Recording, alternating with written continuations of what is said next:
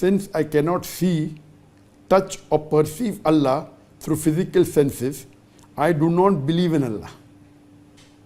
According to the belief that only what can be perceived through the senses is credible. Prove it wrong. The brother said, because I cannot perceive Allah through the senses, I don't believe in Allah. I cannot touch, I cannot see, so I cannot believe. Brother, there are many things you don't see and yet you believe. Can you see air? No, but yet you believe. Okay, you can feel it, but you cannot see it. There are many things that you cannot see, you cannot feel, but yet you believe.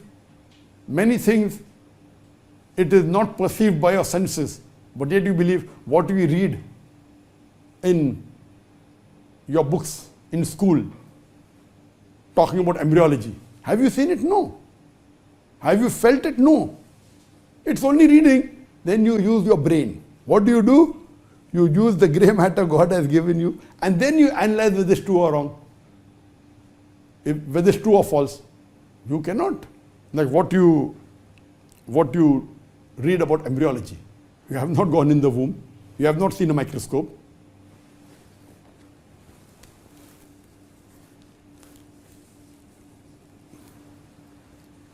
But you use your senses, your God-given computer, your brain, and then you say, this embryology, I cannot go and see in the microscope. I have not seen. I'm doing my medical study, but I believe in it.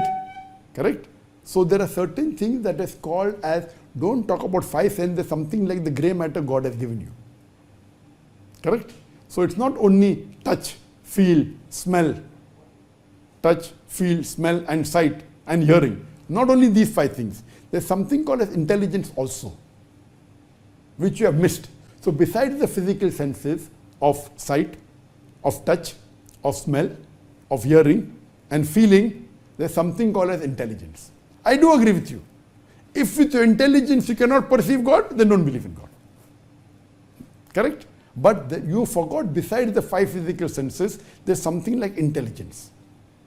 So here, if you hear my talk on is the Quran God's word, I have given examples that yes, you cannot see God, because that is the quality of Allah subhanahu wa ta'ala.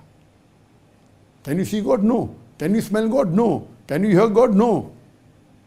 Can you experience God? Yes. Can you analyze with your intelligence? Yes.